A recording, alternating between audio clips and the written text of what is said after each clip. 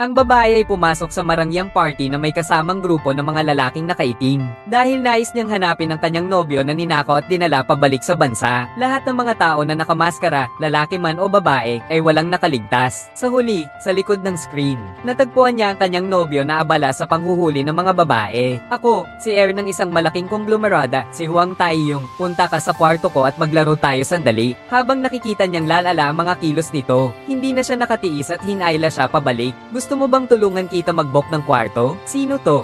Si Ross Hen.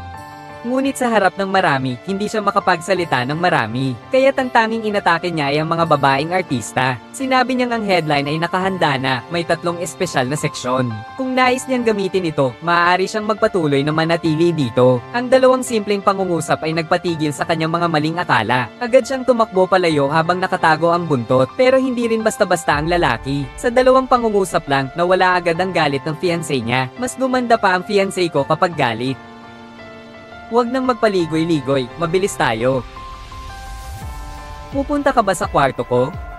Nakita ko siyang mahiyain, tulad ng isang perlas. Agad ding tumibay ang loob ng lalaki. Ang susunod na paglalaro ay dapat may simula at katapusan, pagkatapos ay mabilis na tumakas. Iniwan si Rushen na nag-iisa sa lugar na hindi alam ang gagawin. Wala nang magagawa. Kailangan niyang humingi ng tulong sa tiyuhin ng kanyang mapapangasawa. Dahil ang tanging nakakatakot sa kanya ay ang kapatid ng kanyang ina. Ngunit ang hindi niya inaasahan ay, ang tiyuhin ay sa harap ng lahat, ay sinampal si Cheng Tian. Pati hindi tumigil sa pagpapagalit sa kanya. Para bang tinuturuan ng isang apo. At si Cheng Tian, sa kabila nito, ay tahimik na sumusunod. Walang kalaban-laban. Ito ay labis na ikinagalit ni Rushen. Matapos umalis ang kanyang tiyuhin, hindi siya nagsalita. Inuntog ang balikat ni Cheng Tian at mabilis na umalis. At si Cheng Tian ay nakakaintindi, tumigil na siya. Dali-dali niyang sumunod ng may kasiyahan. Ngunit sila'y kakaalis pa lamang mula sa party. Biglang nagpreno si Ross Hen. Dito lang sumabog ang kanyang emosyon.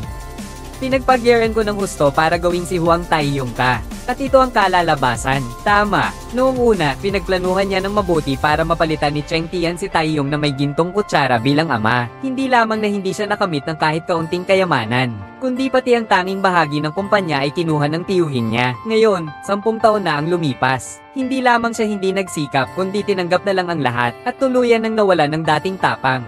Ito ay hindi kayang tanggapin ni Ross Hen. Agad niyang pinindot ang horn ng 2 beses. Biglang lumitaw ang 2 itim na sasakyan sa likuran nila. Ang mga lalaking nakaitim na bumaba mula sa sasakyan ay hindi nagsalita. Diretsyong iniangat si Cheng Tian at isinakay sa sasakyan. At si Rushen ay tumawag din sa telepono ng Pangulo. Hello, Iyo? Si Taiyong ay darating sa bahay agad. Nagbago ang eksena. Si Cheng Tian ay inaalalayan at itinatagilid papasok sa mansyon. Ang pangulo ng pamilya, na siyang ama niya, may seryosong mukha habang may inaabangan. Tatay, pumunta sa silid-aklatan. Noong una, ginamit ng presidente ang 20% ng mga shares para makuha ng anak niya ang isang oportunidad. Ngunit ngayon, parang isang malaking pagkakamali na ito. Ngunit naniniwala pa rin siya na magbibigay ng sorpresa ang anak niya sa kanya. Kaya naman palihim niyang tinanong si Cheng Tian kung ano ba talaga ang gusto nitong gawin. Ngunit si Cheng Tian ay nanatiling walang pakialam, parang walang iniisip. Wala akong nakitang kahit anong kahinaan. Mali ang aking pagtingin. Masyado kitang binigyan ng halaga. Umalis ka na. Ngunit habang si Cheng Tian ay tatalikod na at aalis na, parang may naalala siya bigla, at lumingon sa ama ng presidente. Hindi ako aalis. Gusto ko ring tapusin ang mga bagay na nais kong sabihin. Kahapon, isang batang mayaman na tanging aliw ang iniintindi. Ngunit ngayon, nakasuot ng magandang suit at nakatayo sa runway. Ibinibigay na ang huling utos sa kanyang mga tauhan. At ito na ngayon. Simulan na ang pagkuha. Sa isang iglap, milyong-milyong pondo ang mabilis na pumasok sa merkado. At nagsimula ng magsagawa ng masigasig na pagkuha ng mga shares ng mga kumpanya ng mga oligarkiya. Pati na ang index na matagal nang bumagsak ay pansamantalang tumaas. Sa huli, matapos makuha ang halos 22% ng mga shares ng mga retail investor, ang index ay tuluyan ng naging matatag. Ngunit ang nagpasimuno ng pagbagsak ng stock ng kumpanya ay walang iba kundi ang nag-iisang anak ng mayaman na si Huang Taiyong. Bilang nag-iisang tagapagmana ng isang malaking pamilya ng negosyo, ang kanyang marangyang pamumuhay at mga kalokohan ay ilang ulit ang ipinakita sa media, hanggang sa isang malupit na balita ang sumabog ngayong umaga. Kayamanan. Ito ang dahilan kung bakit biglang bumagsak ang presyo ng mga shares ng kumpanya. Lubos na nadismaya ang chairman ng conglomerate dahil sa balitang ito. Hindi niya inaasahan na ang anak niyang pinaghirapan niyang turuan ay isang walang silbi. Ngunit habang gustong iutos na ng chairman ang plano para sa pagliligtas, biglang may iniulat ang assistant mula sa kanyang mga tauhan. Ano yon? May isang taong bumibili ng maraming shares ng kumpanya natin.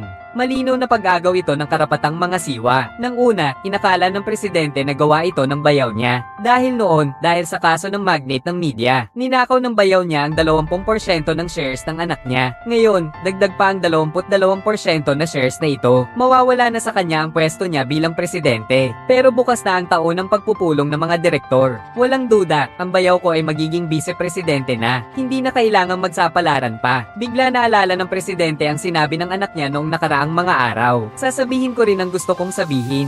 Fortuna, sige, sabihin mo. Hayaan niyo po akong maghintay pa ng 1 linggo. Hindi ko kayo bibigwin. Ngayong araw ay eksaktong ika-7 araw. Agad na nagsimulang tumawa ng maligaya ang Pangulo. Halos maluha-luha pa siya. Naniniwala akong para sa isang ama, wala nang mas magandang balita kaysa rito. Huwag kang gumawa ng kahit ano, maghintay ka lang. Anong? Humiga ka lang at maghintay. Kinagabihan ng ikalawang araw, ang taunang board meeting ay itinuloy ayon sa plano. Ngunit hindi inaasahan ng lahat na sa simula pa lang ng pulong. Ang assistant ng presidente ay biglang nagmungkahi na tanggalin sa lahat ng posisyon ng aking asawa. Walang duda, ito ay kagustuhan ng presidente. Ang mga direktor ay nagkagulo sa kalituhan. Ngunit ang aking asawa ay hindi nababahala. Pati na rin ang pagsubok niyang gamitin ang isyo ng kanyang anak na pamangkin para ipahiwatig na ang presidente ay hindi makatarungan sa personal at profesional na buhay. Ngunit hindi ang presidente ang sumagot. May iba pang dahilan kung bakit ka magre-retiro. Ang anak na matagal ng pinapuna ng mga tao ang presidente. Ganoon na lang ang lakas ng loob niyang lumapit at lumakad ng tuwid patungo sa ama ng presidente. Pati na rin ang mga ebidensya ng kanyang tiyuhin na nagpayaman ng hindi tapat sa loob ng 10 taon. Ang halaga nito ay umabot pa sa bilyon-bilyon. Ngunit bilang isang masamang tao, tiyak na hindi agad susuko ang tiyuhin. Hindi lamang niya pinabulaanan ang lahat ng akusasyon, kundi bantapan niyang ang pamangkin na walang bahagi sa negosyo ay walang karapatang magsalita sa lupo ng mga direktor. Ngunit ang Pangulo ay buong pride na nagsabi ng unang salita mula nang magsimula ang pulong. Siya ay may karapatan. Ipinapakilala ko sa inyong lahat, si Pangulong Wang Taiyong ng Advanced Technology Company. Ang posisyong ito ay agad nagdulot ng pagkabigla sa lahat ng naroroon. At patuloy namang magpakumbaba ang Pangulo at nagpatuloy sa pagbibigay ng mga pahayag. Bagamat si Taiyong ay anak lamang, minsan siya na ngayon ang presidente ng makabagong teknolohiya. Dapat may karapatan siya na dumalo, hindi ba? Ngunit sa huli, kayo pa rin ang may huling desisyon. Hindi matanggap na talo ang tiyuhin, kaya agad niyang tinangka na pagtakpan si Taiyong gamit ang MTI Tycoon case. Ngunit hindi inaasahan, kalmado si Taiyong at sinabi sa kanya na hindi lang niya nakuha ang 20% na shares na ninakaw, kundi nakuha ito gamit ang kanyang kakayahan. Pati na rin, nakakuha pa ng konti. Ngayon, kahit na ang ama ay dahil sa ugnayang pamilya ay hindi siya ipapasa. Pero, wala tayong dugong kaugnay. Shu Jun Tai. Tapos ka na. Tulad ng inaasahan, ang kinalabasan ay buong boto na naipasa. Agad na pinaalis ang tiyuhin sa kumpanya. At sa unang pagkakataon, si Taeyong ay nakatayo sa harapan ng kanyang ama na pantay ang katayuan. Nakatayo siya sa harapan ng kanyang ama ng pantay ang katayuan. Nakabalik ka sa ganitong paraan. Napakaganda. Ngunit pagkatapos pumalakpak ang chairman dahil sa kanyang anak, ibinoling niya ang kanyang kamay sa bodyguard ng kanyang anak. Ngunit si Zhang Wenji, inilihim mo rin sa akin ito. Tama, bilang isang ama, inatasan niyang protektahan at subaybayan ang anak gamit ang isang bodyguard. Ngunit, ganap na napasunod siya ng anak, mukhang hindi na niya kailangang magbayad ng sahod mula ngayon, kasi mayroon na siyang bagong boss. Napakahusay. Maraming salamat, Pangulo. Sa totoo lang, magaling na napaniwala ng anak ang lahat. Lahat ay dahil sa bodyguard na nauuna sa kanya. Dahil halos lahat ng kanyang mga rumored girlfriend ay ginagampanan ng bodyguard. At kahit na nakumpirma na may sumusunod sa kanya, ang anak niya ay biglang dadagdag ng eksena. Agad na mag-iiwan ng mas maraming ebidensya ng kalandian. Pero bilang bodyguard, napakasama ng loob. Paano mo ako biglang nahalikan, kuya? Hindi si Young Master. Pasensya na po. Bata, wala ng oras, unahin muna ang mga mahalagang bagay. Iyon ang aking unang halik. Balik tayo sa usapan. Bagamat mahusay si Taeyong sa pagpapanggap bilang baboy upang lamangan ng tigre, ngunit hindi matanggap ng tigre ang pagkatalo. Kaya tinawagan niya agad ang anak na babae ng mayamang negosyante, na ex na kasintahan din ni Cheng Tian. Hindi lang niya sinabi na pumunta si Taeyong sa bahay nito noong gabing iyon. Pati na rin ang tungkol sa mga bakas ng ama ni Taeyong sa katawan nito ay inihayag niya. Kaya nang umalis si Taeyong nang may kasamang bodyguard, biglang hamarang ang ex-girlfriend sa daraanan niya. Ngayon, ang kasintahan ni Taeyong na si Woo Roshen, may dala rin siyang basket ng bulaklak at handang sorpresahin ang kanyang mapapangasawa, at nakita niya rin ang dalawa na magkasama. Ang pagnanakaw ng golden spoon ng mga magulang ng iba ay may isang malaking kahinaan. Iyon ay, kung may kumain man lang gamit iyon, makukuha agad ang lahat ng alaala ng may-ari ng kutsara. At ito ang huling paraan ni Woo Roshen para makontrol si Cheng Tian. Ngunit simula ng una nilang maging malapit, ang kanyang malamig na puso ay unti-unting natunaw dahil kay Cheng Tian. Kaya minsan naisip niya na hindi na niya gagamitin ang kakayahang ito sa buong buhay niya, lalo na noong araw ng kanilang pagpapakasal. Dahil ang kumpanya ng ama ni Jin ay hindi man lang naisasama sa top 500 ng Korea, ang pag-akyat nila sa isang malaking kumpanya ay lagi ng pinag-uusapan at pinapunan ng iba. Pati ang stepmother ni Cheng Tian ay sasabihin sa harapan niya na hindi sila bagay at hindi magkatugma ang kanilang mga estado sa buhay. Kahit na pag-usapan pa ang kanilang pangangatawan at itsura, siya ay masyadong ordinaryo. Nahaharap sa ganitong hayagang diskriminasyon. Bagamat si Roshen ay lubhang nagalit ngunit walang magawa para tumutol. Ngunit nang siya ay halos gumuho sa sobrang sama ng loob, si Cheng Tian ay biglang nagsalita upang ipagtanggol siya. Nanay, si Roshen ang aking napili. Ang kanyang walang kondisyong tulong at pagtitiwala ay aking lubos na pinahahalagahan. Hindi pa ba ito sapat na dahilan? Ang ilang simpleng salita ay makakapagbigay ng papuri mula sa Pangulo. Paano pa kaya si Shen? Nang tumingin siya kay Cheng Tian, ang kanyang mga mata ay puno na ng maliliit na bituin. Kahit na kailangan niyang sumunod lang sa likod, ang kanyang mga mata ay tanging siya lamang ang nakikita. Hindi na niya kayang pigilan. Mabilis siyang lumapit at mahigpit na niyakap si Cheng Tian mula sa likod. Bumulong siya sa kanyang tainga ng mabanggit. Masaya akong nakilala kita. Ngunit hindi inaasahan ni Roshen na bigla siyang itulak ni Cheng Tian at sinabi na sila ay may kinalaman lamang sa negosyo. Ang pagiging magka-partner sa negosyo nila ay isang normal na bagay. Mag-ingat ka sa daan.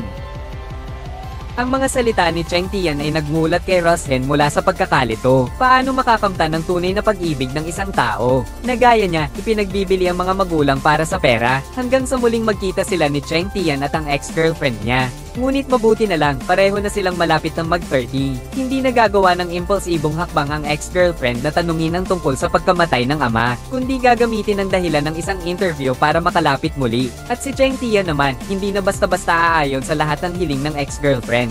Diretsong tinanggihan niya ang interview na iyon. Kahit na galit si Roshen, hindi niya kayang talikuran ang kanyang dangal. Hindi lang siya nagbigay ng panata sa kanyang karapatan, pati na rin tinulungan niyang malutas ang problema ni Cheng Tian. Talaga namang labis, pati ako ay tinaguan.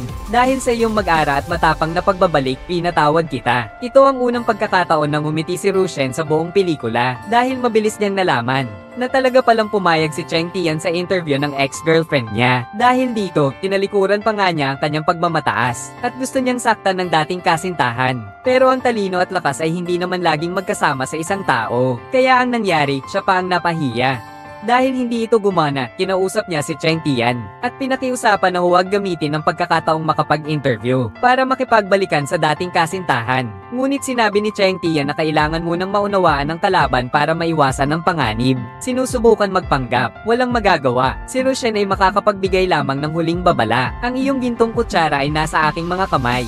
Kung ayaw mong magsisi balang araw, mas mabuti pang iwasan mo siya. Ngunit hindi pa alam ni Cheng Tian ang kahinaan ng gintong kutsara, kaya hindi niya talaga pinansin ang mga salita ni Roshen. Hindi lang niya lihim na inimbita ang ex-girlfriend niya na kumain sa dati nilang lugar. Pumili pa siya ng lugar para sa interview sa loob ng bahay, at mabilis itong nalaman ni Roshen. Hindi pa rin ba niya pinapansin ang mga sinasabi ko? Sige, huwag mong sisihin ako.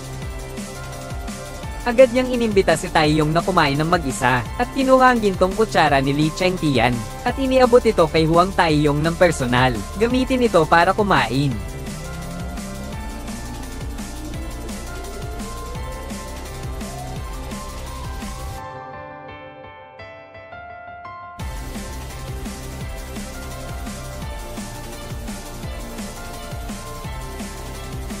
Ang asawa, galit na pumasok sa opisina ng kanyang asawa. Walang pakialam sa mahalagang pagpupulong na nagaganap. Diretsong pinaalis ang lahat. Ngunit bilang pangulo ng isang malaking pamilya ng mga negosyante, ayaw ng asawa niyang mailabas ang kanilang problema. Ngunit hindi inasahan ng asawa na diretso niyang papatigilin siya. At nagbanta pa na kung hindi nila maayos ang bagay na ito, walang makikinabang. Agad na tumayo at umiwas ang mga tauhan nang makita yon. Ngunit ang autoridad ng lalaki ay lubos nang bumagsak. Ngunit mabuti na lang at nagawa pa niyang panatilihin ang kanyang dignidad. Hindi niya kaagad sinaway ang kanyang asawa, ngunit patuloy pa ring nagsusumbat ang kanyang asawa, at nagbanta pa na kung hindi niya pababalaikan ang kanyang bayaw sa kumpanya, agad siyang hihiwalay at kukunin ang kalahati ng mga ari-arian. Ngunit ang hindi inaasahan ng asawa, nang marinig ito ng asawa, hindi man lang siya nagulat. Bagkus ay ibinalita pa niya ang nakakagulat na katotohanan.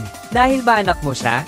Ang mga salitang ito ay tila kulog na tumama sa kanya, na nagpanganga sa asawa at hindi alam ang gagawin.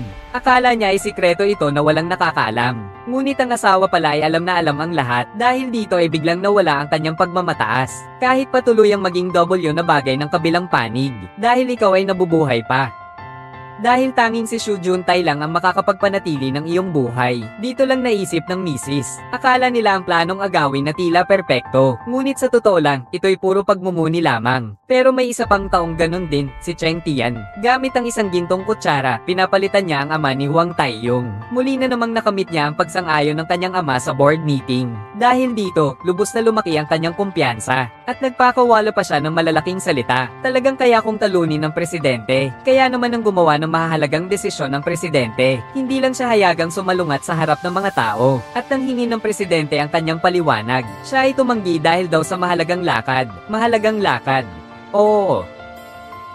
Ang mahalagang lakad na sinasabi ni Cheng Tian ay ang pagdiriwang ng anibersaryo ng kasal ng kanyang mga tunay na magulang at ang paghahanap ng trabaho para kay Shen Taiyong na naging mahirap na, ngunit hindi niya inaasahan na ang unang dumating sa restaurant ay ang presidente. Ang sinasabi mong mahalagang lakad pala. Si Li Cheng Tian pala. Kaya nang dumating ang kanyang tunay na mga magulang, ang unang makita nila ay ang taong nasa kwento. Grabe, si Chairman Huang pala. Kamusta kayo? Magandang araw po. Ito pa lang ang unang pagkakataon na nagsasalo ang dalawang pamilya, kahit na malayo ang kanilang mga katayuan. Ngunit bago kumain, tila masaya silang lahat, pero nang magsimulang kumain, si Cheng Tian ay may eksaktong kaparehong ugali sa pagkain ng kanyang tunay na ama. Pareho nilang inaalis muna ang sili, at pareho ring umiinom muna ng sabaw para mapahina ang lalamunan. Nang hayagan itong ibuking ng ate niya, ang presidente ay agad na nagpakita ng pagkadismaya sa kanyang mukha, at ang mga sumunod niyang sinabi ay naging mapagmataas na, pati ang dating peking paggalang ay tuluyan ng nawala, at nagsimula siyang manginsulto sa tunay na ama ni Cheng Tian na walang kasalanan. Dahil dito, nagalit ang ate at si Taiyong at nagbato ng mga salita, pero buti na lang, agad humingi ng tawad ang ina at pinatahimik ang sitwasyon. Kaya't hindi natapos ang hapunan ng magulo. Ngunit ang pang-iinsulto sa sariling mga magulang ay labis na ikinagalit ni Cheng Tian. Pagka-uwi niya sa bahay, agad siyang nagsigaw. At tinanong ang kanyang ama kung bakit ito naging ganoon kaitigas sa isang walang pangalan. Hindi alam ng lahat na ang Pangulo ay galit na sinabi ang tunay na layunin ng pagpapadala sa kanya sa ibang bansa ay upang tanggalin ang iyong walang kahulugang awa. Sinabi pa ng Pangulo kay Cheng Tian na kung nais niyang pamunuan ang kanyang negosyo, dapat niyang alisin ang awa. Kung hindi, wala siyang pagkakataon. Wala siyang makukuhang pinto. Ganoon na nga, kahapon ay magkasama pa ang mag-amang may malasakit sa isa't isa. Ngayon, para na silang magkaaway. Si Cheng Tian ay tuluyan ng umalis ng hindi lumilingon. At ang eksenang ito ay nakita ng kanyang stepmother. Ngunit sa pagkakataong ito, wala na ang dati niyang malisyosong tono. Bagkus, mahinahon niyang sinubukang aliwin ang kanyang asawa. Subalit hindi ito tinanggap ng Pangulo. Sa halip, sinabi niyang huwag mag-alala. Hindi niya sasabihin ang totoo sa bayaw niya. Pero bigla siyang tinanong ng asawa niya, ayaw mo bang malaman kung sino ang tunay na ama ng bayaw mo? Ngunit ang presidente ay walang emosyong nagsabing wala siyang interes. Pero pagkaalis niya, bigla namang nagsalita ang asawa niya ng isang may malalim na kahulugang pangungusap. Mabuti. Sana'y wala ka ng interes magpakailanman. Sa kabila, si Cheng Tian ay patuloy na gumagawa ng kanyang nais. Hindi lang niya inaprubahan ang hiling na panayam ng kanyang ex-girlfriend. Ang hindi niya inaasahan. Lahat ng ito ay isang plano ng kanyang ex-girlfriend. Dahil noong huling pagbisita niya, lihim niyang inilagay ang isang camera na hugis remote control sa tapat ng safe box. Ang mahirap maunawaan ng ex-girlfriend ay, ang password pala ay kombinasyon ng kanyang kaarawan at ng kaarawan ni Li Cheng Tian. Lalo siyang nagtaka na. Binuksan niya ang safety deposit box, at puro mga dokumento pala ang laman tungkol sa pagkamatay ng kanyang ama. Pati ang regalong ibinigay niya kay Li Chengtian bilang tanda ng kanilang pagmamahalan. At biglang sumulpot si Chengtian sa kanyang likuran. Anong ginagawa mo? Dahil nahuli na siya, hindi na nagkunwari pa ang kanyang dating kasintahan. Diretso niyang tinanong kung bakit siya nagsisiyasat ng lihim tungkol sa dahilan ng pagkamatay ng kanyang ama. At bakit mayroon pa siyang librong ito. Librong ito na ibinigay niya kay Li Chengtian bilang isang paraan ng pagpapagaan ng puso. Ito ang ibinigay ko kay Chengtian, bakit ito nasa iyong kamay? Galit na pumasok ang anak mayaman sa silid ng kanyang kasintahan. Hindi lamang niya pinansin ang mga damit na maingat niyang pinili, pati na rin ang mga larawan na ipinost ito. Tinanong pa siya kung anong ibig sabihin noon. Nakita ang ganitong sitwasyon, hindi na naging malambing ang kasintahan. Diretso niyang ibubunyag ang kahinaan ng golden spoon. Kung may gumagamit ng iyong golden spoon para kumain, makukuha niya ang lahat ng iyong alaala. Ang mga salitang ito ay nagpang-inag kay Chengtian, dahil ginamit niya nga ang kutsara para palitan ng ama ni Taeyong. Kung malalaman ito ni tunay na Taeyong, mawawala sa kanya ang lahat ng meron siya ngayon, at magiging isang takas na daga siya. Ngunit hindi naman talaga nagdesisyon si Rushen na maghayganti ng husto. Ginawa lang niya na mag-pose si Shentai para sa ilang litrato. Nais niyang gamitin ito para takutin si Chengtian. Ngunit hindi niya sana binanggit ang ex-girlfriend ni Chengtian. Dahil doon, bigla itong nagalit si Chengtian. Pati siya ay nagsimulang magbanta. Sinabi niyang kung malaman ng ex-girlfriend niya, hindi lang niya papayag ang mawalan ng pagkakataon ng babae na maging asawa ng isang chaebol. Hindi na siya makakapagpanggap na isang puti at mayamang babae. Pero ang ex-girlfriend ay pareho ring mahirap na paksa para kay Shen. Walang tao ang matutuwa kung ang fiancé mo ay mahal pa ang ex-girlfriend niya. Habang hawak ko pa ang gintong kutsara, kailangan mong sumunod sa akin. Ayokong maging kasosyo. Tama. Kung hindi ko siya pwedeng gawing mahina at malambing, dapat magpasa-paikop siya sa akin. Hindi ko kailanman magiging kasosyo na may distansyang ligtas. Ito ang iniisip ni Rushen. Ngunit hindi niya inaasahan na si Chengtian ay isang pangungusap lang. Pinatumba ang lahat ng kanyang mga depensa. Sa isang iglap, bumagsak. Akala ko pa nga na baka magustuhan mo ako. Huwag kang mag-alala. Susunod na, magiging masunurin na ako. Natamo na ang layunin pero hindi pa rin nasiyahan si Rushen. Sa halip, puno siya ng sama ng loob. Pero totoo naman ang sinabi ni Chengtian. Kinabukasan ay pumunta siya sa kumpanya ni Rushen. Sa harap ng lahat ng empleyado, nagpakita sila ng pagmamahalan. Hindi lang niya dinalhan ng paboritong merienda si Rushen, kundi binigyan din niya ng masaganang dagdag na pagkain ng mga empleyado nito para mapauwi siya ng maaga. Ang simpleng kilos ay agad na nagpainggit sa mga empleyado at muling naging malambing si Rushen. Ngunit kahit alam ni Rushen na palabas lamang ito, ay kontento pa rin siya. Muling naging isang maamong ibon. Sinaway niya si Chengtian dahil hindi siya nito naunang sinabihan. Ngunit si Chengtian naman ay biglang sumaira ng moment at ipinaalala sa kanya na sumusunod lamang siya at ginagampanan ng papel ng isang mabuting mapapangasawa. Ngunit hindi nagalit si Shen nang marinig ito. Sa halip, sinabi niyang nakapagpareserba siya ng magandang restaurant. Nais sana niyang imbitahan siya sa hapunan. Ngunit nang makita ni Chengtian na walang CCTV dito, hindi lang siya nagbukhang malamig kundi direktang tumanggi. Pati na rin siya ay tumalikod at mabilis na umalis. Sayang, mahirap ko pa namang nabook yun. Masama. Talagang ang may mahalagang bagay na kailangan gawin si Chengtian ngayong gabi. Ito ay ang samahan ng ex-girlfriend sa paghahanap ng katotohanan tungkol sa pagkamatay ng ama niya. Pati na rin, dahil natagalan sa paghahanap, aksidenteng nakatulog siya sa balikat ng ex-girlfriend niya. Nang magising ang ex-girlfriend niya kinabukasan, si Chengtian ay naghanda na ng isang buong almusal para sa kanya. Ngunit bago pa man sila magsimulang kumain, biglang may kumatok sa pinto. Pagbukas ng pinto, siya pala ang tunay na si Taeyong na pinagpalit ang katauhan. Kaya naman ang masayang agahan nilang dalawa, biglang naging isang nakakahiyang tagpo para sa tatlo. Mabuti na lang at wala si Rujin. Kung hindi, siguradong magkakagulo. Pero kakasimula pa lang nilang kumain. Ang gintong kutsara ay nakapagpaalala kay Taeyong ng gintong kutsara. Agad-agad ay tinanong kung nakatago pa ba ang gintong kutsara ni Chengtian. Ang mga salitang ito ay nagparamdam kay Chengtian na may tinatago ng matinding pagkabalisa. Nawala na siya ng gana kumain. Diretso siyang umalis sa lugar na iyon. Ngunit ang kanyang pagmamadali ay napansin ni Taeyong.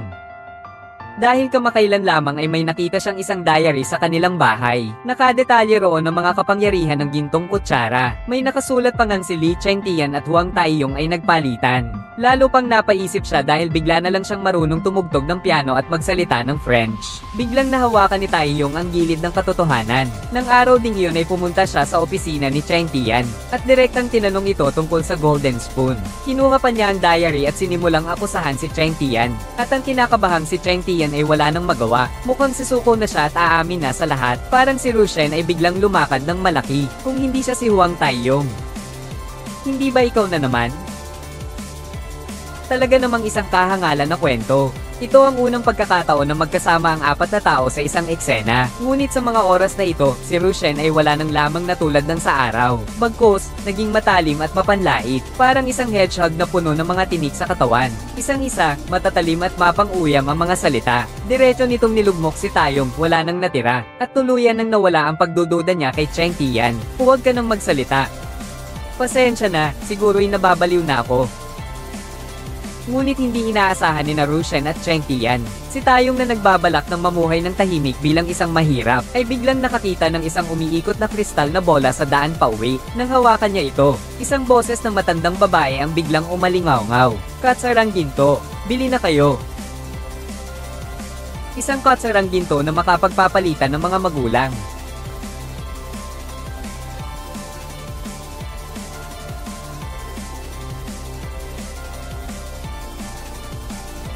Napaka-inosente naman ng batang ito. Sinadya pa niyang ipakita ang ngiti niya sa lalaki. Inaasar pa niya ito gamit ang dating palayaw nitong Mr. Smile. Pero hindi niya alam.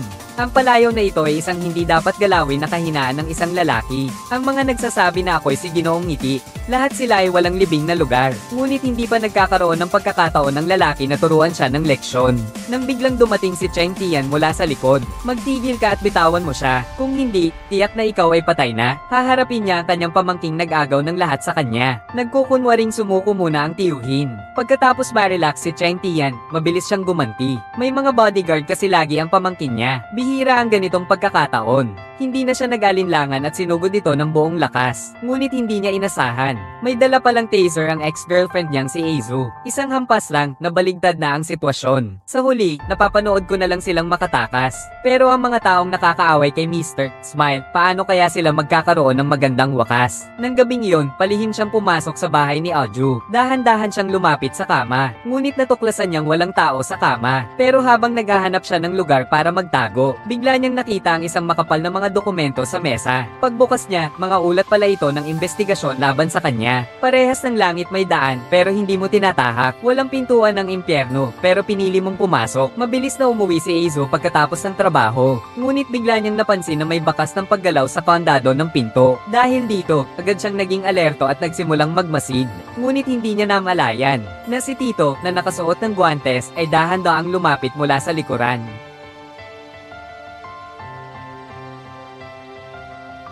Buti na lang dumating ang tawag sa tamang oras. Kung hindi, baka matagal na sanang patay si Azu. Wala nang magagawa. Tiyo, kailangan lang niyang mabuhay ng ilang araw pa. Halika na. Ito na ang tawag na ipinasok ni Cheng Tian. Dahil ngayong gabi, tutulungan niyang hanapin ang katotohanan tungkol sa pagkamatay ng ama ng ex-girlfriend niya. Ngunit hindi inaasahan ng lahat, ang bawat galaw nilang tatlo. Talagay lahat ay nasa ilalim ng pagmamasid ng presidente ng Chaebol. Kaya nang malaman ng presidente na muling nang himasok ang kanyang bayaw sa kanyang anak, mabilis na kumislap ang kanyang matalim na titig. Hindi pa rin natututo. Kinabukasan, mag-isa nang pumunta ang presidente sa bahay ng kanyang bayaw. Hawak pa ang isang makapal na bundle ng mga dokumento. Ang tagal na mula nung huli tayong nagkita, bayaw. Bayaw. Ikaw lang ba?